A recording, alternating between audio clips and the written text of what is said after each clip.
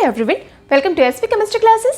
Today we will study about hybridization and hybridization related सारे term पढ़ेंगे इसमें. ठीक है, हाइब्रिडाइजेशन सिर्फ ये नहीं पढ़ेंगे कि शॉर्ट ट्रिक में हम हाइब्रिडाइजेशन कैसे निकालते हैं, बल्कि हमें यहाँ पे ये पढ़ना है कि क्या कॉन्सेप्ट है हाइब्रिडाइजेशन का, कैसे ऑर्बिटल्स मिक्सिंग होते हैं, क्या डिफरेंस है किनमें ड्रैगो कंपाउंड जो बनता है और हाइब्रिड कंपाउंड्स, उनके सारे कैरेक्टरिस्टिक्स पढ़ेंगे कि किन में कैसे कैसे डिफरेंस आता है. ठीक है, साथ ही हमने यहाँ पे पढ़ी है क्या परसेंटेज एस करेक्टर क्या होता है एंड न्यूमेरिकली हम कैसे फाइंड आउट कर सकते हैं किसी भी मॉलिक्यूल्स में परसेंटेज एस करेक्टर. साथ ही साथ हम ये भी देखेंगे कि जो हमारा मिक्सिंग इंडेक्स होता है आई और जो बॉन्ड एंगल है थीटा, उन दोनों में न्यूमेरिकली क्या रिलेशंस हैं. तो यहाँ पे मैं डायरेक्ट शॉर्ट ट्रिक में नहीं जा रहे हैं, लास्ट में शॉर्ट ट्रिक निकालेंगे हाइब्रिडाइजेशन निकालने का, पर डिटेल इन्फॉर्मेशन ना जैसे बोलते हैं ना एकदम लाइक बहुत ज़्यादा ही पढ़ लेंगे हम, पूरा का पूरा एक्सप्लेन करेंगे इसको. स्टार्ट कर रही हो. The first, what is the hybridization. पहले तो डेफिनेशन ही देख लेते हैं. द हाइब्रिडाइजेशन जो है वो एक टाइप का एक्सपेंशन है. किसका एक्सपेंशन है? वैलेंस बॉन्ड थ्योरी, वीबीटी का एक्सपेंशन थ्योरी है.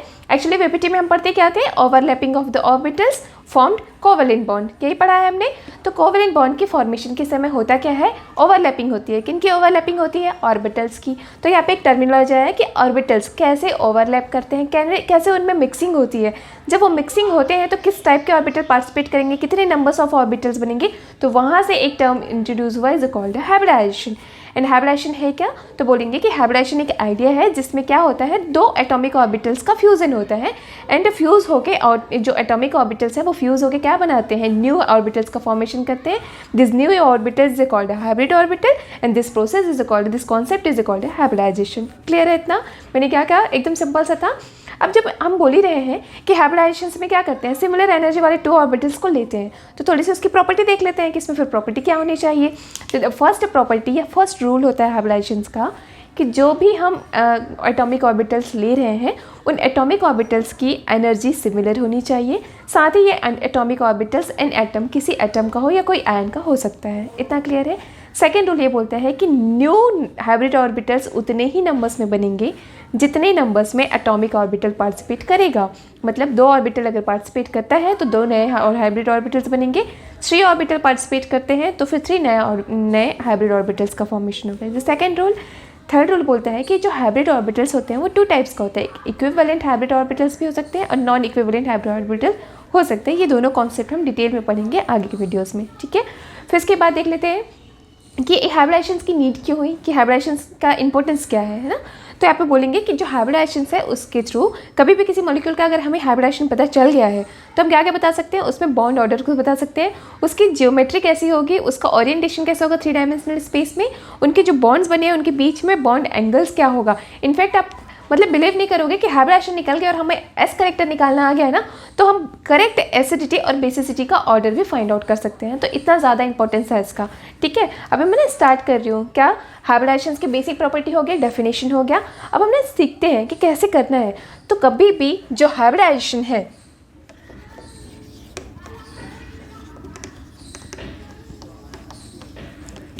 इसको पढ़ने से पहले जो हाइब्रिडाइजेशन है इसको डिटेल में स्टडी तभी कर सकते हैं जब हमें पता हो किनके बारे में. The first important topic is orbital analysis. Orbital analysis करना सीख के तो ऑलमोस्ट आपको हाइब्रिडाइजेशन आ जाएंगे. इससे रिलेटेड स्टेटमेंट वाले क्वेश्चन सारे बन जाएंगे. एंड सेकेंड इंपॉर्टेंट है स्टेरिक नंबर. ये 2 इंपॉर्टेंट चीज़ है जिसके बेसिस पे हमें हाइब्रिडाइजेशन को डील करनी है. ठीक, मैं अभी स्टार्ट कर रही हूँ. फर्स्ट, क्या ऑर्बिटल एनालिसिस होता क्या है, एक्चुअली ऑर्बिटल एनालिसिस है क्या. तो फर्स्ट थिंग तो ये देख लिया हमने कि हाइब्रिडाइजेशन के प्रोसेस में क्या होते हैं, 2 एटॉमिक ऑर्बिटल जो है वो मिक्स होते हैं, होता है या बोल सकते हैं 2 एटॉमिक ऑर्बिटल्स का ओवरलैपिंग होता है, होगा. अगर ये एक मेरा एस ऑर्बिटल है और ये पी ऑर्बिटल है, किसी एक ही एटम का एक एस ऑर्बिटल है एक पी ऑर्बिटल है, तो होंगे क्या, ये ऑर्बिटल एक दूसरे में मिक्स होंगे, अपने इलेक्ट्रॉन को डिस्ट्रीब्यूट करेंगे, मिक्स होंगे और न्यू ऑर्बिटल्स का फॉर्मेशन करेंगे न्यू ऑर्बिटल्स का formation. This new orbital is called hybrid orbitals. जैसे मैंने पहले बता दिया था आपको, ये जो नया ऑर्बिटल्स बना है उसको ये आप क्या बोलोगे, हाइब्रिड ऑर्बिटल्स बोलेंगे. अब ये जो हाइब्रिड ऑर्बिटल बना है उसको मैं अब फिर एस और पी नहीं लिखेंगे, अब इसको हम एक्चुअल में बोलते क्या हैं, ये होगा एस पी और ये भी हो गया sp हाइब्रिड ऑर्बिटल्स। अब ये sp हाइब्रिड ऑर्बिटल बन गए। मतलब आपको अब यहाँ से समझ आ रहा है कि इस ऑर्बिटल्स में कुछ परसेंटेज s के भी होंगे और कुछ परसेंटेज p के भी होंगे। अभी हम नहीं ये डिक्लेयर कर सकते कि कितना परसेंटेज s करेक्टर होगा और कितना परसेंटेज p करेक्टर होगा, अभी नहीं पता हमें, ठीक है। इसमें भी कुछ परसेंटेज s करेक्टर का होगा एंड कुछ परसेंटेज इसमें क्या होंगे, p करेक्टर्स के होंगे। यही सब हमें कैलकुलेट करना है, इसलिए मैंने पढ़ाया है क्या, ऑर्बिटल एनालिसिस कर रहे हैं हम अभी 1 बाय 1। तो यहाँ से मैं स्टार्ट करती हूँ कि ठीक है, हमें ये तो नहीं पता कि परसेंटेज एस करेक्टर कितना है इसमें, इसने तो मिक्सिंग कर लिया है और मिक्सिंग करके क्या किया है, हाइब्रिड ऑर्बिटल्स बना दिया है। पर अभी मुझे ये नहीं पता है कि इसमें परसेंटेज एस करेक्टर कितना है और पी करेक्टर कितना है। लेकिन मुझे ये चीज़ ज़रूर पता है कि जो परसेंटेज एस करेक्टर होगा प्लस परसेंटेज पी करेक्टर, वो दोनों इक्वल होंगे किसके, 100 के होगा इक्वल। या इसको फ्रैक्शन कंडीशन में ये बोल सकते हैं कि एस और पी जो है वो इक्वल हो गए 1 के। तो यहाँ से एक चीज़ तो हमें पता चल गई, जो सिंपल बात है, ठीक। इसी को ना थोड़ा सा मैं स्ट्रक्चरल देख लेती हूँ कि एस ऑर्बिटल कैसा होता है हमारा, स्फेरिकल होता है और जो पी ऑर्बिटल्स होता है वो कैसा होता है हमारा, डम्बल शेप्ड होता है, होगा।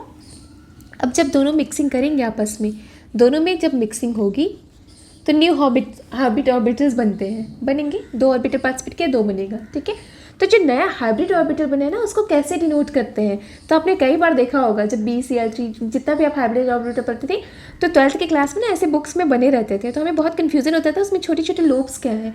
तो मैं बता रही हूँ कि जब भी कभी भी मिक्सिंग होता है ना, अभी मैं मिक्सिंग सिर्फ SP का पढ़ा रही हूँ, हमें D तक जाना है, आई नो पता है मुझे, वो बाद में पढ़ेंगे, लेकिन फिलहाल तो समझो कि मिक्सिंग कैसे होती है, तो इसलिए मैंने सिर्फ S और P को ले लिया है। अभी होगा क्या, S और P ऑर्बिटल मिक्सिंग करें, तो मिक्सिंग करने के बाद जो न्यू हाइब्रिड ऑर्बिटल एक्चुअल बनता है उसका सिंबल कुछ ऐसे होगा। एक जो लोब्स होता है वो बहुत बड़ा होता है, जिसमें इलेक्ट्रॉन डेंसिटी ज़्यादा होगी, और एक छोटा होता है, तो ये इसको बोलते हैं हम हाइब्रिड ऑर्बिटल। हाइब्रिड ऑर्बिटल, ये जो नया बना है ना हाइब्रिड ऑर्बिटल, कौन सा, sp हाइब्रिड ऑर्बिटल, ठीक है। इसको भी डिटेल में पढ़ेंगे, बस एक बता रही थी। तो वही मैं बताना चाह रही थी, इसमें जो परसेंटेज करेक्टर है वो क्या होगा, percentage S character plus percentage P character equal होगा किसके, 100 के। इतना चीज़ें क्लियर हो गया। अब आगे देखते हैं। अभी ना ये हो गया ना, डेफिनेशन वगैरह रूल्स हो गए, तो आगे इसी में देख लेती हूँ मैं। अब हमें क्या करनी है, ये चीज़ तो पता चल गया कि कैसे मिक्सिंग होगी, ठीक। अब एक टर्मिनोलॉजी आता है, इज कॉल्ड आई। अब क्या आता है, एक टर्मिनोलॉजी यूज़ करेंगे, इज कॉल्ड आई।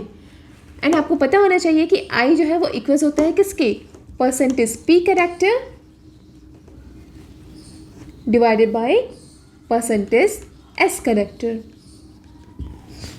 और इसी आई को कहा जाता है हाइब्रिडाइजेशन इंडेक्स। ये जो आई हमने पढ़ा उसको बोलते हैं hybridization index. Sometime is also called, इसको और क्या बोल सकते हैं, तो इसको बोलते हैं मिक्सिंग इंडेक्स। तो अभी तक की क्लास में आपको क्या पता चल गया कि कैसे होते हैं percentage S character P character कैसे इन्वॉल्व होता है। फिर इसके बाद जो हाइब्रिडाइजेशन इंडेक्स होता है इज कॉल्ड आई, वो कैसे हम कैलकुलेट करते हैं। तो 2 फॉर्मूले पता चल गया। अभी जो इंपॉर्टेंट चीज़ है इज कॉल्ड बॉन्ड एंगल ना, थीटा। तो यहाँ पे क्या होता है, अब मेरे पास ना 2 हाइब्रिड ऑर्बिटल्स आ गए हैं, 2 हाइब्रिड ऑर्बिटल आ गया है। कौन कौन से 2 हाइब्रिड ऑर्बिटल आ गए, एक है मेरे पास क्या, sp हाइब्रिड ऑर्बिटल, और एक दूसरा और भी है क्या, sp हाइब्रिड ऑर्बिटल। हो गए हैं क्योंकि 2 मिक्सिंग से बना था, ये s और p के मिक्सिंग से बना था। तो जब 2 हाइब्रिड ऑर्बिटल आ गए हैं तो ये दोनों किसी न किसी से तो बॉन्डिंग करेंगे। ये सपोज किसी बी मॉलिक्यूल से, बी एटम से बॉन्डिंग कर लिया, ये भी बी से। तो यहाँ पे अगर मेरे पास ए और बी टाइप्स का कोई मॉलिक्यूल बना, तो आपने समझ आ रहा है कि यहाँ पे अगर ऐसा मॉलिक्यूल बनता है तो कोई ना कोई बॉन्ड एंगल्स भी बनेगा, इज कॉल्ड बॉन्ड एंगल। और यहाँ पे बॉन्ड एंगल्स बन रहा है, इसी को डिनोट किया जाता है किससे, थीटा से। तो अब मुझे पढ़नी है कि relation between theta and I, क्योंकि यहीं से आपको बहुत सारे फॉर्मूला डिराइव होंगे कि उससे हम लोग क्या क्या निकाल पाएंगे, हाइब्रिडाइजेशन किस टाइप का है, हाइब्रिडाइजेशन का नेचर कैसा है। इसके साथ ही हम लोग बता पाएंगे कि किसी हाइब्रिडाइजेशन में कितना परसेंटेज एस करेक्टर होगा और कितना परसेंटेज पी करेक्टर होगा। तो न्यूमेरिकली हम उसको निकाल सकते हैं, is absolute method to determine hybridization. बाकी जो ट्रिक्स देंगे वो तो देंगे बाद में, ठीक है, लेकिन जो एक्चुअल मेथड होता है वो यही मेथड है। तो अब होता है रिलेशंस। अब मैं बताती हूँ रिलेशंस क्या है, ठीक है। तो यहाँ से देखते हैं रिलेशंस क्या है। तो रिलेशन ये होता है कॉस थीटा इक्वल्स होते हैं किसके, -1/i। ये है आपका बेसिक रिलेशंस, किसके किसके बीच में, तो ओवरलैपिंग या mixing index and bond angle के बीच में रिलेशन समझ आ गया। अब आपको ये भी पता है कि आई इक्वल्स टू क्या हो जाता है, आई इक्वल्स टू है पी बाई एस। तो ऐसे कंडीशन में इस फॉर्मूला को और क्या लिख सकते हैं आप, अब हम इसे ये भी लिख सकते हैं ना, कॉस थीटा इक्वल्स टू हो जाएगा माइनस एस बाई पी लिख सकते हैं। एंड समटाइम्स ऑल्सो इसको और कैसे लिख सकते हो आप, S divided by S minus one, ये भी लिख सकते हैं। और इसे ये भी लिख सकते हैं p minus one divide by P. आप ना कैलकुलेट कर लेना, सिंपल सा न्यूमेरिकल है। तो यहाँ से इतने सारे फॉर्मूला तो निकल के आ गए कि what is the relation between bond angle and I is the hybridization index. तो ये सारी चीज़ें हैं जो इंपॉर्टेंस रखता है और यहीं से परसेंटेज एस करेक्टर भी हम कैलकुलेट कर पाएंगे। क्लियर है। अब इसकी एप्लीकेशन देखते हैं कि what is the application of orbital analysis. Orbital analysis से आप क्या क्या निकाल सकते हो, कैसे डिटरमाइन कर सकते हो, क्यों यह इंपॉर्टेंस है हमारे लिए। ठीक है, तो मैं बताती हूँ, एप्लीकेशन बताते हैं। इतना ही होप समझ आ गया होगा आपको। सिंपल से फॉर्मूला निकाला मैंने जहाँ पे बॉन्ड एंगल और इंडेक्स में मैंने हाइब्रिडाइजेशन इंडेक्स में मैंने रिलेशन बता दिया है। ठीक, अब क्या करते हैं,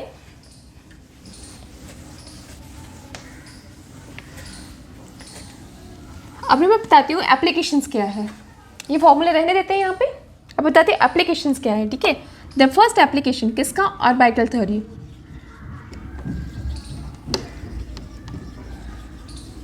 जो मैंने अभी ऑर्बिटल एनालिसिस किया उसका एप्लीकेशंस क्या है, तो इसका एप्लीकेशन है टू एप्लीकेशंस है इसके बेसिकली। फर्स्ट एप्लीकेशन है, इसके द्वारा हम डिटरमाइन कर सकते हैं, किसको डिटरमाइन कर सकते हैं, नेचर ऑफ हाइब्रिडाइजेशन। हाइब्रिडाइजेशन का नेचर कैसा है ये हम इसे डिटरमाइन कर सकते हैं। एंड सेकंड डिटरमाइन कर सकते हैं टाइप्स ऑफ हाइब्रिडाइजेशन। क्लियर है। अब ये जो नेचर है हाइब्रिडाइजेशन का वो कैसे डिटरमाइन करोगे आप ऑर्बिटल एनालिसिस से, तो वो मैं बताती हूँ कि यहाँ पे होता क्या है, इफ़ आई की वैल्यू, अगर आई की वैल्यू आपको कैसा मिल रहा है, इंटीजर में मिल रहा है, पॉजिटिव इंटीजर में मिल रहा है, लाइक 1 2 3 इस टाइप से इंटीजर वैल्यू अगर इसकी मिल रही है। ठीक है, तो इस टाइप का हाइब्रिडाइजेशन को बोलते हैं आइडियल हाइब्रिडाइजेशन। आइडियल हाइब्रिडाइजेशन या फिर बोल सकते हैं आइडियल मिक्सिंग ऑफ ऑर्बिटल्स का आइडियल मिक्सिंग हुआ है, इस कॉन्सेप्ट बोलते हैं। ठीक है, और यहीं से ही ना परफेक्ट जो स्ट्रक्चर्स मिलते हैं वो सारा होगा जो बाद में पढ़ेंगे, अभी तो बस बेसिक जान लो आप, है ना। उसके बाद क्या होता है, अगर आई की वैल्यू मैंने कैलकुलेट किया, सारा उसे निकालेंगे हम। अगर हमने कैलकुलेट कर लिया और आई की वैल्यू आ जाती है किस में, कोई भी फ्रैक्शन में आ जाता है, फ्रैक्शन में आता है, या बोल सकते हो पॉइंट में आता है ना, फ्रैक्शन मतलब पॉइंट। तो ये जो होता है ना, इस टाइप के हाइब्रिडाइजेशन को बोला जाता है नॉन आइडियल हाइब्रिडाइजेशन। इनमें क्या होते हैं, नॉन आइडियल हाइब्रिडाइजेशन होते हैं। एग्जांपल बता देती हूँ मैं बेसिकली। आप जब कैलकुलेट करेंगे ना, किसका कैलकुलेट करोगे, जैसे ना उसका कर लेते हैं CO2, तो CO2 में कैलकुलेट करते हैं आई। ठीक है, स्टार्ट करते हैं कैलकुलेट करना। तो आपको इतना चीज़ें पता है, इसी के बेस पे बता रही हूँ। ठीक है, CO2 को कैसे लिखते हो आप, ये ऐसे लिखते हैं। तो मुझे ये पता है कि इन दोनों के बीच का बॉन्ड एंगल कितना है, 180 है, वो दिया रहता है एक्चुअली। और अभी तो पता है, पर वो दिया भी रहेगा ना, अगर आपको ऐसा कैलकुलेट करने बोलेगा तो वो दिया रहेगा, और बाकी तो बाद में हाइब्रिडेशन से ही निकाल लेते हैं कि किसमें कितना बॉन्ड एंगल होगा। ठीक है, अब यहाँ पे क्या है, इसका बॉन्ड एंगल क्या है, 180 है। अब फॉर्मूला में रख दो, फॉर्मूला क्या था मेरे पास, मेरे को आई की वैल्यू निकालनी है। ठीक है, तो फॉर्मूला है मेरे पास cos 180 इक्वल्स टू 1/i है माइनस में। अब cos 180 का वैल्यू क्या होता है, -1, तो यहाँ पे -1 इक्वल्स टू क्या हो जाएगा, -i होगा। मतलब समझ के आ रहा है आपको, i इक्वल्स टू क्या निकला, 1। तो 1 है मतलब इंटीजर वैल्यू है, तो मैं बोल सकती हूँ कि ये कैसा है, इसमें कैसा टाइप का हाइब्रिडाइजेशन है, इसका हाइब्रिडाइजेशन है आइडियल हाइब्रिडाइजेशन। CO2 में आप बोलोगे कि जो CO2 है वो कैसा शो करता है, आइडियल हाइब्रिडाइजेशन है इसमें, क्योंकि वैल्यू कैसी आई है, इंटीजर में आई है। आई की वैल्यू कैसा है, इंटीजर में आया। That's clear. लेकिन यहीं पे ना एग्जांपल ले लो आप किसी दूसरे का, और भी बहुत सारे हैं, सबका कैलकुलेट करके देखना। ठीक है, एग्जाम्पल ले लेते हैं हम अमोनिया, NH3 का एग्जाम्पल ले लेते हैं। एग्जाम्पल ले लो आप H2O, इस सब का एग्जाम्पल ले लो, ठीक है। इसमें जो बॉन्ड एंगल्स होता है वो आपको पता है, तो वहाँ से रख के देखो कि वैल्यू क्या आती है, तो वहाँ पे वैल्यू जो है वो फ्रैक्शनल में आएगा, तो इससे पता चलता है कि इसमें हाइब्रिडाइजेशन कैसा होता है, नॉन आइडियल हाइब्रिडाइजेशन होता है। इनमें हाइब्रिडाइजेशन का पैटर्न कैसा है, नॉन आइडियल है। इतनी चीज़ें क्लियर हो गई। अब एक इंपॉर्टेंट टाइप का आई वैल्यू हो गई, वो आई वैल्यू रह गया था, उसको बताती हूँ। इफ़ आई की वैल्यू आ जाती है क्या, माइनस इन्फिनाइट, आई का वैल्यू आ जाता है माइनस इन्फिनाइट, देन ए कॉल्ड नो हाइब्रिडाइजेशन। तब आप इसको क्या बोलोगे, नो हाइब्रिडाइजेशन। यहाँ पे हाइब्रिडाइजेशन वाला टर्म यूज़ नहीं होगा, और यहीं से इंट्रोड्यूस करेंगे किसके बारे में, ड्रैगो कंपाउंड, जो कि बहुत ज़्यादा आप पढ़ते हैं CSIR नेट के लिए, IIT JEM के लिए भी, ठीक है। बहुत सारी पूरी प्रॉपर्टी चेंज हो जाती है due to Drago compound. So Drago chemistry, Drago compounds में अलग से अभी डिस्क्राइब करूँगी, पर यहाँ से कॉन्सेप्ट आ जाता है ड्रैगो कंपाउंड। कब, जब आई की वैल्यू क्या होती है, माइनस इन्फिनाइट। तो ये तो था थोड़ा सा न्यूमेरिकल प्रोसेस, क्लियर है। एक चीज़ तो हमने देख लिया कि ऑर्बिटल एनालिसिस जो था उसका इंपॉर्टेंस क्या था, एप्लीकेशन क्या था, कहाँ पे एप्लीकेशन था, नेचर ऑफ द हाइब्रिडाइजेशन में।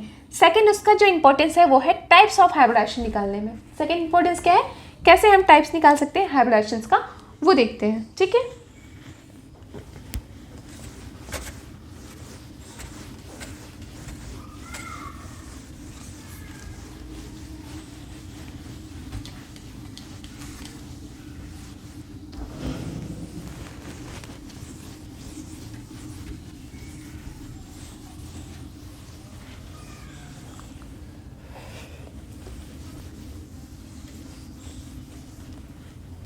सेकेंड एप्लीकेशन मैंने बोला टाइप्स ऑफ हाइब्रिडाइजेशन।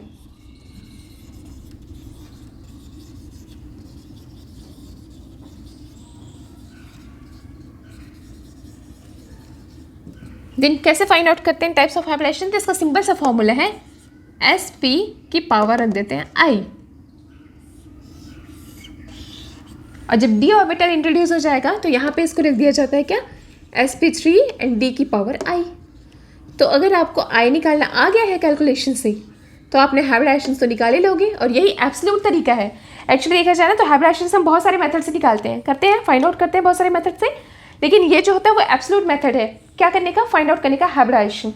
कैसे करते हैं आप हाइब्रिडाइजेशन फाइंड आउट, इसके थ्रू कैसे करते हैं, तो कोई एग्जाम्पल लेके सोचो। तो फिर से अभी ले लेते हैं, हमने अभी थोड़ी देर पहले I निकाला था, किसके लिए I निकाला था, CO2 के लिए निकाला था। जब CO2 के लिए I निकाला है तो मुझे पता है, लेकिन इस मेथड में प्रॉब्लम क्या है, इसमें मुझे थीटा की वैल्यू पता होनी चाहिए, है ना। तो कभी जब कैलकुलेट कराते हैं ना I की वैल्यू, तो वो थीटा की वैल्यू ज़रूर देगा, ठीक है। तो थीटा की वैल्यू नीड होना बहुत ज़रूरी है इस प्रोसेस के लिए, इसलिए हम ज़्यादा इसको यूज़ नहीं करते हैं। हायर लेवल पे जब भी हमें जल्दी से फाइंड आउट करना होता है ना हाइब्रिडाइजेशन, तो वहाँ पे हम इस मेथड का यूज़ नहीं करते, क्योंकि इसमें नीड होती है बॉन्ड एंगल्स की। लेकिन फिर मुझे अभी पता है कि कार्बन डाइऑक्साइड में बॉन्ड एंगल्स कितना है, बॉन्ड एंगल है इसका कितना, 180 पता है हमें। तो अब मैं ना निकाल रही हूँ कि हाइब्रिडेशन क्या होगा इसमें। तो 180 है, तो यहाँ से फॉर्मूला निकाला, cos थीटा इक्वल्स टू हो जाता है -1/i, जैसे पहले कर लिया है। तो यहाँ पे आ जाएगा थीटा की जगह पे रख दो 180, तो ये हो जाता है -1/i, then i equals to निकल गया 1। तो ऐसे कंडीशन में अब मैं i की पावर में रख देती हूँ, तो sp के पावर में 1।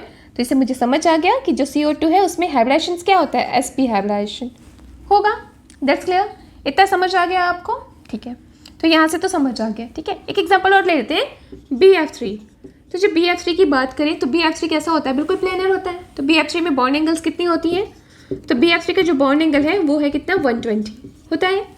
अब बॉन्ड एंगल है 120, तो आपने लिख देनी है cos 120 इक्वल्स टू क्या हो जाएगा, -1/i होगा।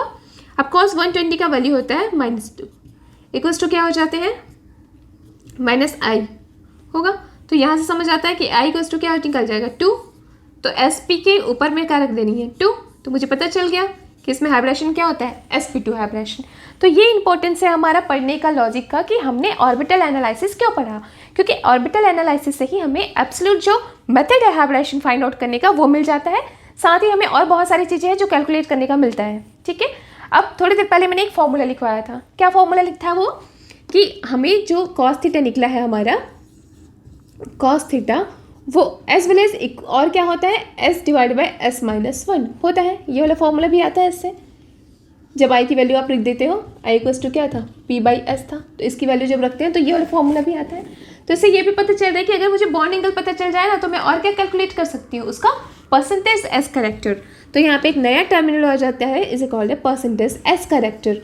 तो किसी भी हाइब्रिडाइजेशंस में या किसी भी हाइब्रिड ऑर्बिटल्स की परसेंटेज एस करेक्टर को कैलकुलेट करने के लिए भी हम यूज़ कर सकते हैं किसको, ये फॉर्मूला को। ठीक है, तो यहाँ पे एक नया फॉर्मूला जनरेट होता है, this percentage S character is equals to cos theta divided by cos theta minus 1 into 100। ठीक हो गया, तो मुझे ये पता चल जाएगा कि इसमें किसमें कितना परसेंटेज करेक्टर है। इसको भी करके देखते हैं एक नॉर्मल सा, जैसे थोड़ी देर पहले हमने बताया था कि जो CO2 है उसके लिए I की वैल्यू कितना निकला था। CO2 जो था उसके लिए हाँ I की वैल्यू निकला था कितना 1, और उसमें हाइब्रिडेशन क्या था SP था। अब मुझे परसेंटेज निकालनी है, तो वैसे तो देखने से पता चल जाता है कि 50-50% आएगा, लेकिन हम इस फॉर्मूला से देखते हैं तभी फॉर्मूला लर्न भी रहेगा। जब आप 2-3 क्वेश्चन कर लेते हो तो फॉर्मूला लर्न हो जाता है ना, और क्या पता ऑप्शन में ऐसे ही दे दे कि what is the formula of percentage S character, तो वहाँ पे याद नहीं आएगा, क्योंकि हमें तो आदत है ऐसे निकालने की। ठीक है, इसलिए थोड़ा सा जो डिटेल वाला मेथड है वो भी पढ़नी चाहिए। तो यहाँ से अगर मैं परसेंटेज एस करेक्टर निकालूँ तो फिर मैं क्या करूँगी, कॉस थीटा, फॉर दिस क्या होता है cos 180 divide by cos of 180 minus 1 into 100 होगा इतना। अब यहाँ पे देखो इसकी वैल्यू होती है क्या -1, यहाँ पे हो जाएगा -1 एंड -1 इंटू 100 होगा, 1/2 हो गया, 1/2 इंटू 100, तो यहाँ से निकल गया 50। तो यहाँ से हम बोल सकते हैं कि इस कंडीशन में 50% क्या है, एस करेक्टर है। और ये तो तब सारे बेसिक्स थे कि हम कैसे कैसे कैलकुलेट करते हैं परसेंटेज एस करेक्टर को, कैसे कैलकुलेट किया जाता है परसेंटेज। उसके बाद हमने देख लिया कि ये सब थीटा की क्या रिलेशन होती है, आई और थीटा में क्या रिलेशन है, मतलब बॉन्ड एंगल्स में और आई में क्या रिलेशन होता है, वो सारा देख लिया। अब ना जो सबसे इंपॉर्टेंट है, जो सबसे ज़्यादा इफेक्ट करेगा हाइब्रिडाइजेशंस को, वो उस टॉपिक पढ़ते हैं। ठीक है,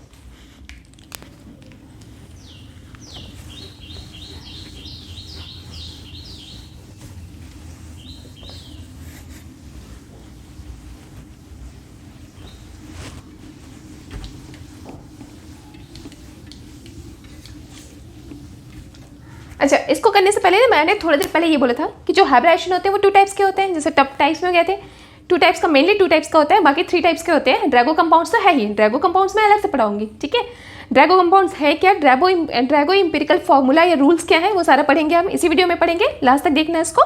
लेकिन उससे पहले हम क्या करते हैं, थोड़ा सा देख लेते हैं किसके बारे में, कि जो मैंने टर्म यूज़ किया था ना, identical and non ideal hybridization and non ideal hybridization. तो वो चीज़ें अब मैं कुछ मॉलिक्यूल्स दे देती हूँ, आप मुझे कमेंट बॉक्स में बताइएगा कि इसमें से किसमें आइडियल हाइब्रिडाइजेशन होगा, किसमें नॉन आइडियल हाइब्रिडाइजेशन होगा। ठीक है, तो लिख ले रहो किसमें मैंने बोला है। तो यहाँ पे मैं लिख देती हूँ find ideal and non ideal hybridization. किन में फाइंड आउट करनी है आपको, फाइंड आउट करनी है NH3 BF3 H2S, it's a Drago compound, छोड़ो रहने दो, इसको बाद में पढ़ेंगे। साथ ही methane, water, SF6, that's it. इतना मैं आपको बता देनी है। ठीक है, कि कौन सा जो है मैं आइडियल हाइब्रिडाइजेशन है, किसमें नॉन आइडियल हाइब्रिडाइजेशन है। इसके बाद मैंने कहा था कि मैं कुछ इंपॉर्टेंट चीज़ भी बताऊंगी आपको, वो क्या चीज़ है। तो देखो मैंने थोड़ी देर पहले बोला आपको कि हाइब्रिडाइजेशंस में क्या होते हैं, ओवरलैपिंग होती है, और उसमें परसेंटेज एस करेक्टर भी अभी थोड़ा सा पढ़ ही लिया हमने। अगर बेसिकली देखा जाए तो परसेंटेज एस करेक्टर्स तो समझ ही आ गया कि किसमें कितना परसेंट होगा।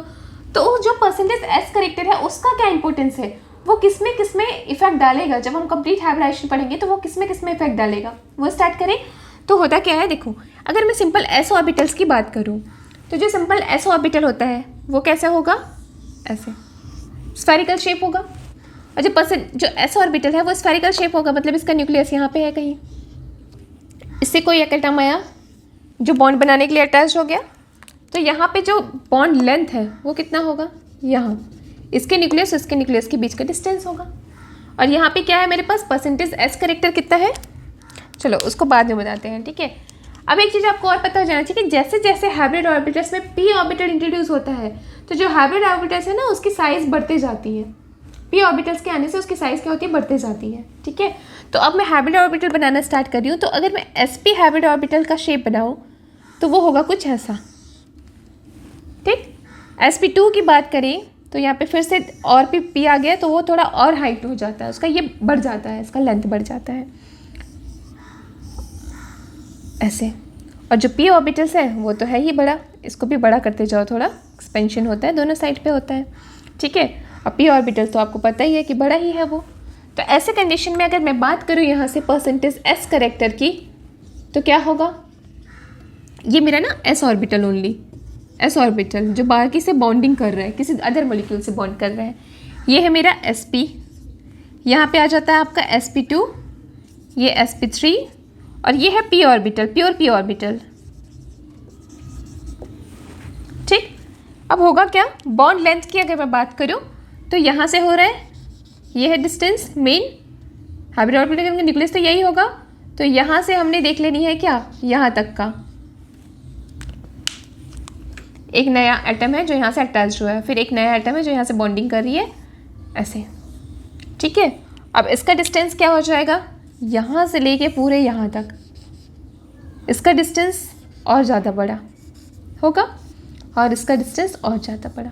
इससे मुझे एक चीज़ पता चल रहा है कि अगर मैं s ऑर्बिटल्स की बात करूँ तो यहाँ पे तो 100% क्या है, परसेंटेज s करेक्टर है। sp की बात करें तो यहाँ पे 50% है परसेंटेज s करेक्टर। sp2 की बात करें तो कि 3 ऑर्बिटल्स आ गया है, तो वहाँ से आ जाएगा 33.3%, और इसके केस में हो जाते हैं आपकी 25%। और यहाँ पे s करेक्टर क्या है, बिल्कुल नील, 0% s करेक्टर है होगा। अब मुझे निकालना क्या है एक्चुअल में, अगर परसेंटेज s करेक्टर में इस टाइप से वेरिएशंस आ रही है तो उसके बॉन्ड लेंथ में क्या इफेक्ट हो रहा है। तो वो आई थिंक यहीं से समझ आ गया होगा कि जैसे जैसे परसेंटेज s करेक्टर डिक्रीज होता है, जैसे जैसे परसेंटेज s करेक्टर क्या हो रहा है, डिक्रीज हो रहा है, वैसे वैसे क्या होते जा रहे हैं, बॉन्ड लेंथ इंक्रीज होते जा रहा है। समझ आ गया, रिलेशन समझ आ गया। जैसे जैसे परसेंटेज s करेक्टर डिक्रीज होते जाता है वैसे वैसे बॉन्ड लेंथ इंक्रीज होते जाता है। तो मैं सीधे सीधे से बोल सकती हूँ कि जो बॉन्ड लेंथ है वो इनवर्सली प्रोपोर्शनल होता है किसके, परसेंटेज s करेक्टर के।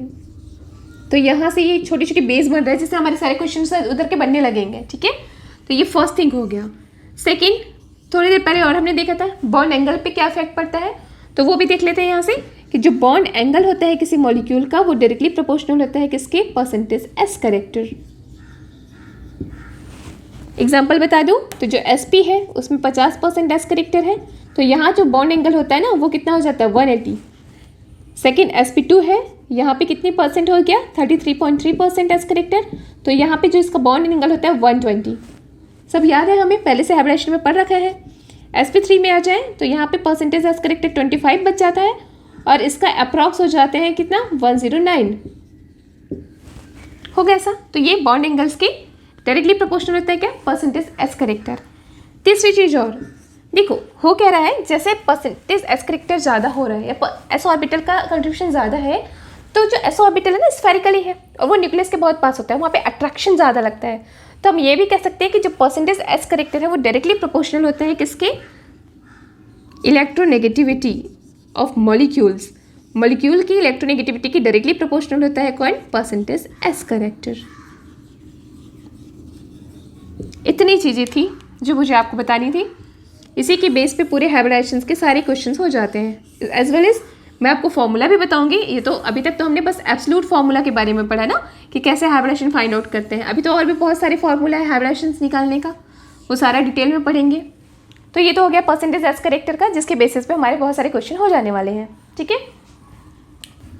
Now calculation of the hybridization. Hybridization को आप कैसे कैलकुलेट करते हैं, तो हाइब्रिडाइजेशन के कैलकुलेशन के लिए 3 मेथड्स अवेलेबल है। इसमें सबसे पहला है आपका क्या, एब्सोल्यूट मेथड। ठीक है, जो एब्सोल्यूट मेथड है वो किस पे बेस्ड है, आई पे बेस्ड है। जो अभी तक हमने किया कि हमें क्या करनी है, आई की वैल्यू निकालनी है, और आई की वैल्यू निकालने के बाद एसपी के पावर में आई को लगा देना है। ठीक है, और इसके साथ साथ और क्या कर सकते हैं, आई की वैल्यू निकाला, अगर डी भी इंट्रोड्यूस हो रहा है तो sp3 के बाद डी और डी में आई की वैल्यू को पुट कर देते थे। तो वो था एब्सोल्यूट मेथड। यही मेथड सबसे करेक्ट मेथड है केमिस्ट्री में हाइब्रिडाइजेशन निकालने का, लेकिन ना इसका यूज़ हम बहुत कम कर पाते हैं। इसका रीज़न क्या है, इसका रीज़न होगा कि इसके लिए फिर किसकी ज़रूरत पड़ेगी, थीटा की। मतलब जो एब्सोल्यूट मेथड है यहाँ पे, तो जो एब्सोल्यूट मेथड है हमारा उसमें करते क्या है, ऑन द बेसिस ऑफ, एक किस पे बेस्ड है, आई वैल्यू, आई वैल्यू पे बेस्ड है ये। अब आपको पता है कि आई वैल्यू कैसे फाइंड आउट किया जाता है, कॉस थीटा जो है वो इक्वल्स होता है किसके, 1 माइनस आई, -1/i होता है ये। अब क्योंकि इस मेथड में ये है सबसे ज़्यादा करेक्ट, सबसे जो एक्यूरेट आंसर आता है हाइब्रिडेशन को यहीं से आता है। लेकिन यहाँ पे प्रॉब्लम क्या होती है कि इस वैल्यू से निकालने के लिए ना हमें करना क्या होता है, अच्छा इसके बाद क्या करते हैं वो भी देख लेते हैं। अब आई की वैल्यू अगर निकल गया तो हमने क्या करनी होती है, SP उसकी पावर में आई लगा देते हैं, या फिर SP3 करते हैं, D की पावर में आई लगा देते हैं। तो यहाँ से हमारा हाइब्रिडेशन जो है निकल जाता है, ये पहले भी बता दिया मैंने, ठीक है। अब यहाँ पे प्रॉब्लम्स क्या आती है, प्रॉब्लम ये आता है कि यहाँ पे हमें एक तो पता होना चाहिए किसकी, थीटा की वैल्यू ये गिवन होनी चाहिए, और अगर वो दे भी दिया है ना तो फिर कॉस थीटा की वैल्यू सारी लर्न होना चाहिए। तो इसमें बहुत ज़्यादा डिफ़िकल्टीज हो जाती है। तो ये वाला मेथड जो है वो है एक्यूरेट, पर इसका जो यूज़ है वो हम बहुत कम करते हैं, ठीक। सेकेंड जो मेथड है वो है स्टेरिक नंबर मेथड्स, लिखा हुआ है steric number method on the basis of their structure. किसी भी मॉलिक्यूल के स्ट्रक्चर को देख के हम कैसे उसके स्टेरिक नंबर को फाइंड आउट करते हैं, और स्टेरिक नंबर निकलते ही हम कैसे उसमें से हाइब्रिडेशन निकालते हैं, ठीक। एग्जांपल से मैं इसको समझाती हूँ कैसे निकालते हैं स्टेरिक नंबर। तो स्टेरिक नंबर मेथड जो है ना on the basis of structure, उसके लिए फॉर्मूला है, इसके लिए फॉर्मूला होता है on the basis of structure. मैं लिख दी हूँ है ना, स्ट्रक्चर के बेसिस पे निकाल रहे हैं, तो इसके लिए फॉर्मूला लिख देते हैं हम, number of sigma bond plus lone pairs of central metal atoms के लोन पेयर। एग्जाम्पल सपोज मैंने क्या किया है, N ले लिया, ठीक है, N है, यहाँ से हाइड्रोजन है, यहाँ पे भी हाइड्रोजन है, और इसके बाद फिर मैंने कर दिया यहाँ पे लोन पेयर। एक और ले लो, बहुत इजी सा, वाटर, हाइड्रोजन, इसके पास 2 लोन पेयर्स बच जाते हैं। तो ये तो हो गया स्ट्रक्चर। अब इसे कैसे निकालेंगे स्टेरिक नंबर्स, तो स्टेरिक नंबर के लिए देखते हैं, नंबर ऑफ सिग्मा बॉन्ड 3 है, और लोन पेयर्स कितना है, 1 है, यहाँ पे भी सिग्मा बॉन्ड 2 है, और लोन पेयर्स कितने हैं, 2 है, 2 लोन पेयर्स। तो बस फॉर्मूले में रख दो, इसके लिए स्टेरिक नंबर क्या निकल जाएगा, इसके लिए स्टेरिक नंबर निकलेंगे क्या, 3 sigma bond plus 1 lone pairs is equals to 4, होगा ऐसा। इसके लिए भी अगर मैं निकालूँ तो इसमें भी हो जाएंगे 2 sigma bond plus 2 lone pairs equals to हो जाते हैं 4। तो दोनों के लिए स्टेरिक नंबर 4 निकला। अब क्या करो, S लिखा, P कितने होते हैं, 3 होते हैं, और D कितने होते हैं, 5 होते हैं, लिखते जाओ। इतना कर दिया ना। अब मेरे पास तो है 4, तो 4 को ले लो, फर्स्ट वाले 1 2 3 एंड 4 ले लिया 4, इसको फिर आप डिलीट कर दो। तो यहाँ से मुझे पता चला कि इसका हाइब्रिडेशन क्या होगा, sp3, और यहाँ से मुझे ये भी पता चल गया कि इसका भी हाइब्रिडेशन क्या होगा, sp3। तो यहाँ से हम एक कैलकुलेट कर सकते हैं। अब इसमें प्रॉब्लम क्या आएगी, प्रॉब्लम ये आता है कि फिर तो मुझे स्ट्रक्चर पता होना चाहिए, है ना। इस फॉर्मूले से अगर मैं हाइब्रिडेशन निकाल रही हूँ तो मुझे हर एक मॉलिक्यूल्स का क्या पता होना चाहिए, स्ट्रक्चर पता होना चाहिए, जो कि इनफैक्ट हाइब्रिडेशन को पढ़ने के बाद पता चलता है हमको, ठीक है। तो इसके लिए नोन होना चाहिए क्या, स्ट्रक्चर। इसके लिए ज़रूरी है स्ट्रक्चर, जो एक्चुअल में बहुत लोगों को नहीं पता होता कि किसका स्ट्रक्चर एग्जैक्ट कैसे होगा। वैसे थोड़ा सा वैलेंसी के थ्रू बना सकते हैं हम, जैसे कार्बन की 4 वैलेंसी है तो वो ऐसे 4 बॉन्ड्स बना लेता है, तो उसके बेसिस पे बना सकते हैं। फिर भी स्ट्रक्चर हमें पता होना चाहिए, जो थोड़ा डिफिकल्ट टास्क है। तो सबसे ज़्यादा जो यूज़फुल मेथड है वो है आपका 3rd नंबर वाला मेथड। सबसे ज़्यादा यूज़फुल कौन सा मेथड है, ये है एक्यूरेट नहीं, मतलब इससे बहुत ज़्यादा अच्छे से हम तो वैल्यू नहीं निकाल पाते, बिल्कुल एग्जैक्ट नहीं निकालते, लेकिन जितने हमारे क्वेश्चन हैं वो सारे बन जाते हैं किस मेथड का यूज़ करके, ये वाला लास्ट। तो इसको मैं बहुत अच्छे से डिटेल में करते हैं और कुछ एग्जांपल्स के थ्रू इस पर हम निकालते जाएंगे, ठीक है। तो ये जो मेथड है इसको हम लोग बोलेंगे क्या, steric number method on the basis of formula. मतलब अब मैं क्या करूँगी, स्टेरिक नंबर जो है ना उसके लिए डायरेक्ट फॉर्मूला दे देते हैं, ठीक है।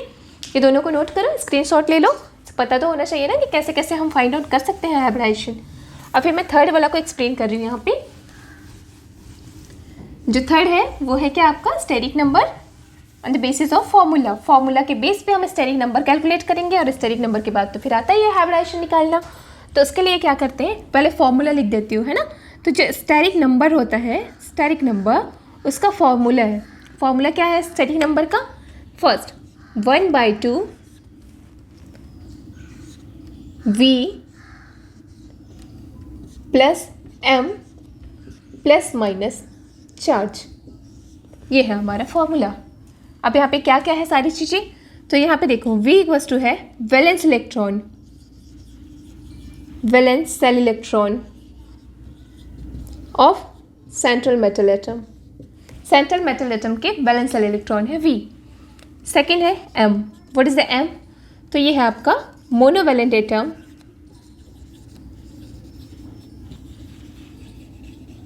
अब मोनोवैलेंट क्या होते हैं? जो सिंगल बॉन्ड बनाते हैं। फॉर एग्जांपल हाइड्रोजन है, सिंगल बॉन्ड बनाता है। हेलोजन से सिंगल बॉन्ड बनाते हैं, CH3 है। ये सारी चीज़ें मोनोवैलेंट एटम में आ जाएगा जो सिंगल बॉन्ड बनाता है। ठीक है। थर्ड चीज़ है आपका Q। तो ये जो Q है ना, वो चार्ज स्पीसीज है एक्चुअली। Q जो है वो क्या है? चार्ज स्पीसीज है। ठीक है। तो इसमें मैंने क्या किया है? प्लस एंड माइनस लगाया है। मतलब ये कि अगर आपके पास एनायंस है तो उस एनायन को ऐड करना है फॉर्मूला में। आपके पास एनायनिक स्पीसीज है तो उसके लिए आपको ऐड करनी है। ठीक है। मेरे पास सपोज एनायनिक है, एनायन है मतलब नेगेटिव चार्ज है, तो उसको मैं क्या करूँगी? ऐड करूँगी। उसके लिए प्लस लिखना है, प्लस Q लिखना है वहाँ पे। ठीक है। और जो केटायन है, केटायन ने क्या किया? अपने इलेक्ट्रॉन लॉस कर दिया है, तभी तो केटायन बना ना। तो इस कंडीशंस में जितना भी केटायंस में लगा है उसको हमने माइनस कर लेनी है, इसको रखनी है फॉर्मूला में। बस इसके बेसिस पे अब निकालते जाएंगे। बेसिक एग्जांपल लेते हैं, बिल्कुल छोटे छोटे एग्जांपल से स्टार्ट कर रही हूँ मैं। ठीक है, कि हम इससे कैसे कैलकुलेट करते हैं। तो स्टार्ट कर रही हूँ मैं। क्या हो जाएगा? सबसे फर्स्ट थिंग मैंने सबसे पहले ले लिया मीथेन, जो सबसे फेवरेट है, जो सबको पता रहता है ना। बहुत बेसिक्स ले रही हूँ। स्टार्टिंग में BF3 ले लिया, साथ ही SF6 ऐसे ले लिए हैं। स्टार्ट करते हैं कैलकुलेट करना। सेंट्रल मेटल एटम कौन है दिख रहा है आपको? सेंट्रल मेटल एटम मुझे पता चल गया कि कौन है? मेथेन है। यहाँ पे कार्बन है। तो कार्बन की वैलेंस इलेक्ट्रॉन कितनी होती है? अब फॉर्मूला में रखते हैं, स्टेरिक नंबर निकाल रही हूँ मैं। तो जो कार्बन है उसका वैलेंस इलेक्ट्रॉन कितना होता है? 4 होता है, तो 4 लिख दिया। ठीक है। यहाँ पे मोनोवैलेंट एटम कितने हैं? मोनोवैलेंट एटम कितना है यहाँ पे? हाइड्रोजन ही तो है मोनोवैलेंट एटम, तो यहाँ पे मोनोवैलेंट एटम है। फिर चार्ज है क्या कोई? अभी चार्ज तो नहीं दिया मैंने, तो चार्ज कुछ भी नहीं है यहाँ पे, तो उसको खाली रखते हैं। ठीक है। चार्जेस यहाँ पे कुछ भी नहीं है, तो ऐसे कंडीशंस में ये था तो कुछ होगा नहीं। डिवाइड बाय कर दूंगी 2, क्योंकि 2 से डिवाइडेड है। अब इसका वैल्यू आ जाएगा क्या? 8/2 = 4। मतलब मुझे इतना पता चल गया कि मीथेन जो है उसका स्टेरिक नंबर क्या है? 4 है। और जैसे ही मुझे पता चला कि 4 है, तो इसका हाइब्रिडाइजेशन भी हम फाइंड आउट कर लिए। क्या होगा? 1 s ऑर्बिटल और 3 p ऑर्बिटल। तो ये है इसका हाइब्रिडाइजेशन। क्लियर है? जल्दी से करते जाते हैं। इसका क्या हो जाएगा? 3 + 3 / 2 मतलब 3, और 3 है तो इसका हाइब्रिडाइजेशन क्या हो जाएंगे? sp2 hybridised. ठीक है। इसकी कंडीशंस देखो। अब इसके लिए ये वैलेंस इलेक्ट्रॉन, तो वो तो सबको पता होता है। वैलेंस इलेक्ट्रॉन निकालते कैसे हैं हम? पीरियोडिक टेबल ना। पीरियोडिक टेबल्स में जो जिस ग्रुप का है उसकी वैलेंसी ऐसे पता चलती जाती है। जैसे सल्फर है हमारा, कहाँ से बिलोंग करता है? 16th ग्रुप से। तो मैं बोल दूँगी कि इसकी वैलेंसी क्या है? 6 है। तो यहाँ पे ना जो सल्फर है उसकी वैलेंसी है 6। ये भी मोनोवैलेंट एटम है, हेलोजन है, तो ये भी 6 हो जाएगा। डिवाइड बाई 2, तो वैल्यू क्या आ जाएंगे मेरे पास? 6। अगर 6 वैल्यू आया है तो हाइब्रिडाइजेशन क्या लिखूंगी आप? एक s ऑर्बिटल होगा, 3 p ऑर्बिटल होगा, और क्या हो जाएंगे? 1 2 d ऑर्बिटल्स होगा। ये 1 है, +3 + 2 = 6 हो गया। तो ये हाइब्रिडाइजेशन निकालने का सबसे सही मेथड है। सही मतलब सबसे यूजफुल मेथड है। ठीक है। तो ये तो हो गया बेसिकली इतना छोटे छोटे इन्फॉर्मेशन। लेकिन उसके बाद मैंने जो टर्म यूज़ किया था ना कि आप कीटायन है तो कैसे करोगे, एनायन है तो कैसे करोगे, कैसे उसमें ऐड करते हैं, कैसे उसमें से रिलीज कर देते हैं, तो कुछ उसका एग्जाम्पल देख लेते हैं। जैसे ना फॉर एग्जाम्पल मैं करती हूँ I3-। ठीक है। अब इसको ना ऐसे लिख सकते हैं। कैसे लिखेंगे? अब सेंट्रल मेटल एटम भी I ही है और मोनोवैलेंट एटम भी तो है, तो I2 नेगेटिव चार्ज लिया है मैंने। अब क्योंकि चार्ज मैंने नेगेटिव लिया, मतलब उसमें एक इलेक्ट्रॉन दिया है, तो मैंने कहा था कि जो कि एनायनिक है उसके लिए हमें उसको प्लस करना होता है। एनायनिक स्पीसीज के लिए नहीं, प्लस करनी होती है। तो इसका कैसे निकालूंगी? देखो, जो आयोडीन है उसका वैलेंस इलेक्ट्रॉन कितना है? मैं अभी से स्टेरिक नंबर निकाल रही हूँ। तो स्टेरिक नंबर आपको पता है क्या क्या करना है? 1/2। अब यहाँ पे क्या कर लूँगी मैं? Valence electron plus monovalent atom plus क्या? Q, क्योंकि अभी मेरे पास एनायन है इसलिए मैंने प्लस ही करनी है उसे। ठीक है। तो यहाँ पे आ जाएगा क्या? वैलेंस इलेक्ट्रॉन कितनी होती है? आयोडीन के पास 7 होता है। मोनोवैलेंट एटम कितने हैं? इसके पास 2 है, प्लस होगा 1 डिवाइड बाई 2, तो ये हो जाएगा 10/2 मतलब कि 5। और अगर 5 आया है तो हाइब्रिडाइजेशन क्या निकलेंगे इसके? sp3d। इसका हाइब्रिडाइजेशन होता है sp3d, जो बिल्कुल एग्जैक्ट है, होता है ऐसा। sp3d हाइब्रिडाइजेशन होगा इसमें। ठीक है।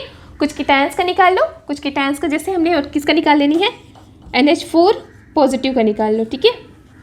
जैसे कीटायंस वाला भी टर्म समझ आ जाएगा। ये इंपॉर्टेंट फॉर्मूला है, इसे आपने स्क्रीनशॉट ले लेनी है और बार बार प्रैक्टिस करना है। सारे मॉलिक्यूल्स के हाइब्रिडाइजेशन ऐसे निकल जाएगा बिल्कुल चुटकियों में। ज़्यादा कोई मेहनत करने की नीड नहीं रहेगी। ठीक, मैंने क्या लिया, सपोज NH4 पॉजिटिव लिया। अब इसका मुझे हाइब्रिडेशन निकालनी है, तो कैसे निकालूंगे हाइब्रिडेशन? तो सबसे पहले सेम फॉर्मूला, वैलेंस इलेक्ट्रॉन कितने होते हैं? नाइट्रोजन के पास 5 होता है, मोनोवैलेंट एटम कितना है? 4 है। अब मेरे पास ये पॉजिटिव चार्ज है, पॉजिटिव चार्ज मतलब कीटायन है, तो मैं इसको क्या करूँगी? -1 कर दूँगी। 1 पॉजिटिव चार्ज तो -1 किया, डिवाइड बाई क्या हो जाएगा? 2 होगा। कितना हो गया?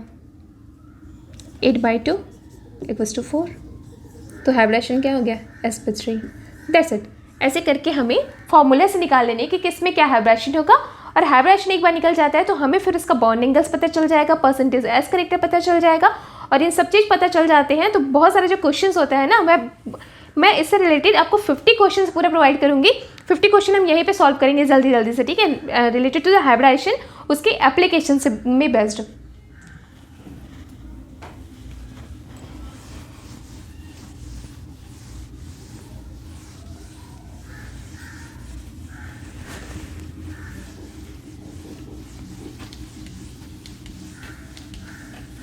ये तो हमने सीख लिया कि हाइब्रिडेशन के बेसिक कॉन्सेप्ट्स क्या हैं, कैसे हम उसको डिटरमाइन करते हैं। इसके बाद वाले जो वीडियो है उसमें मैं आपको बताऊंगी क्या, the most important topic of the hybridization, what? Drago compounds. Drago compounds होता क्या है, उसकी फॉर्मेशन होती कैसे है, क्यों बहुत ज़्यादा डिफरेंस होता है उनके करेक्टर में। एक जो हाइब्रिड कंपाउंड्स होते हैं और एक जो ड्रैगो कंपाउंड्स होता है, वो पूरी केमिस्ट्री को, मतलब आपको ना ऐसा याद नहीं करना पड़ेगा। फिर जितने भी हम एक्सेप्शन केस पढ़ते हैं केमिस्ट्री में, वो सारा चीज़ें क्लियर हो जाएगा जब आप पढ़ोगे ड्रैगो कंपाउंड्स। ये ड्रैगो कंपाउंड जो होता है वो बहुत ज़्यादा इंपॉर्टेंस रोल अपना प्ले करेगा एवरी प्रोसेस को दिखाने में, कि जो बॉन्ड एंगल में वेरिएशंस आएंगे, जो बॉन्ड लेंथ में वेरिएशंस आएंगे, ठीक है, और एसिडिटी बेसिसिटी में जो प्रॉब्लम्स आती है, वो सारा जो एक्सप्लेन करेंगे वो हम किस में करेंगे? ड्रैगो कंपाउंड्स में करेंगे। उससे पहले ना एक क्वेश्चन दे देती हूँ, तो उससे पढ़ने में मज़ा आएगा आपको। ड्रैगो कंपाउंड्स, आप मुझे बताना which one is a strong Lewis acid. एक क्वेश्चन दे रही हूँ, ठीक है, इस क्वेश्चन को रख लेते हैं, फिर आप ट्राई करोगे तभी मज़ा आएगा नेक्स्ट वीडियो में। मैं बोल रही हूँ which one is strong Lewis acid, sorry Lewis base. Lewis base कौन होते हैं? जो इजिली इलेक्ट्रॉन पेयर को डोनेट कर सकते हैं। किस में बताना है आपको? अमोनिया और PS3 में, ठीक है, इन दोनों में आपको कंपेयर करनी है, और इसी के बेसिस पे मैं पूरा समझाऊंगी ड्रैगो कंपाउंड्स को।